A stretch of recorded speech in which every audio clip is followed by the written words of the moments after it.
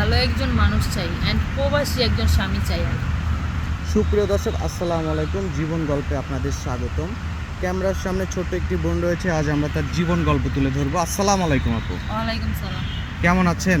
আলহামদুলিল্লাহ ভালো। আপু, আপনার গ্রামের বাড়ি কোথায়? রাজশাহী। রাজশাহী। আপনার বর্তমান বয়স কত? 25। 25। আপনার নাম কি বোন? আয়শা। আয়শা। আয়শার পড়াশোনা কতটুকু? Inter first year. Inter first year, তাই তো? আমাদের খোঁজ খবর কিভাবে পেলেন? পেয়েছি ভাই আমাদের গ্রামের একটা মেয়ের মাধ্যমে। গ্রামের একটা মেয়ের মাধ্যমে, তাই তো? মূলত ক্যামেরার সামনে জীবন গল্পে আসার মূল উদ্দেশ্যটা কি?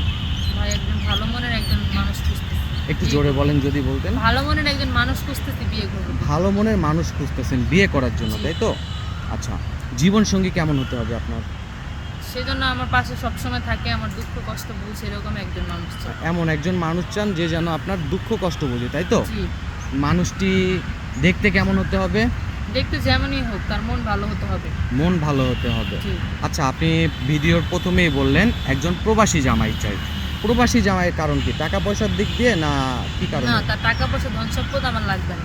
তাহলে সে মন দিক দিয়ে ভালো হলে হবে। আর প্রবাসীরা হচ্ছে বউদেরকে অনেক ভালোবাসে। এটা তাদের আপনি মনে অনেক কিভাবে কষ্ট জানলেন থাকে। প্রবাসীরা বউকে ভালোবাসে? কারণ ভাই আমি শুনছি আর আমি দেখছি, আমার একটা বান্ধবীর প্রবাসী জামাইয়ের কাছে বিয়ে হয়েছে। আপনার এক বান্ধবীর প্রবাসী জামাইয়ের কাছে বিয়ে হয়েছে, তার বউকে অনেক ভালোবাসে, তাই তো?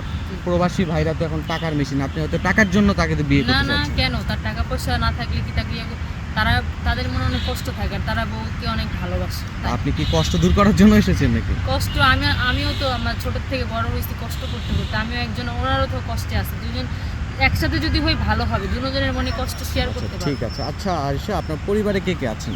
পরিবারে আমার আম্মু আছে, আমার বোন আছে। তো আপনার আম্মু কি করে? আম্মু কাজ করতো, আপাতত অসুস্থ দেখে কিছু করতে পারে না, বাসায় আপনি থাকে। বর্তমানে কি করেন? আমি কিছু করি না। আপনি কিছু করেন না, না? পড়াশোনা আপনার তো করতে হয়। বিয়ের বয়স হয়েছে না? 25 বছর যেহেতু, কোনো বিয়ের প্রস্তাব আসে না আপনার বাসায়? আপনি তো দেখতে হ্যাঁ। মাশাআল্লাহ সুন্দর। আসে ভাইয়া, যৌতুক চায় তাই হয় না। কেমন যৌতুক চায়? চায় কেউ গাড়ি চায়, কেউ টাকা পয়সা চায় অনেক অনেক অ্যামাউন্টে। আমাদের তো ওগুলো দেওয়ার সামর্থ্য নাই, তাই হয় যৌতুক না। ছাড়া কি কেউ প্রস্তাব দেয় না? না, এই জামানায় যৌতুক চলে? চলে গ্রাম সাইডে ভাই, এগুলো হয়তো আপনাদের শহরে চলে না। ও আচ্ছা। সুপ্রিয় দর্শক, এই বোনটির জীবন গল্প আত্মনাদ আপনারা শুনলেন। যৌতুকের কারণে তার বিয়ে হচ্ছে না, সে একটা জামাই পাচ্ছে না। আচ্ছা, যদি কোনো প্রবাসী ভাই তোমাকে বিয়ে করতে চায়, তার বয়স যদি 50, 60 কিংবা 70 বছর হয়, সেক্ষেত্রে কোনো সমস্যা আছে? না ভাই, আমার সমস্যা নাই। বয়স্ক আপনি মানুষ একজন বউকে 25 বেশি বছরের ভালোবাসে। তরুণী, হুম। আপনি 50, 60, 70 বছরের লোকেরও সমস্যা নেই, এটাকে মানা যায়? তারা তো বউকে অনেক ভালোবাসে, বয়স্ক মানুষ। তারা বউ পাগল হয়, তাই তো? হ্যাঁ, এটাই আমি চাই ভাই। সুপ্রিয় দর্শক, এই বোনটির জীবন গল্প শুনলেন। আপনার সাথে যোগাযোগ করবে কিভাবে বোন? আপনাদের মাধ্যমে করলেই হবে, আমার তো আমাদের ফোন নাই। মাধ্যমে করলেই হবে।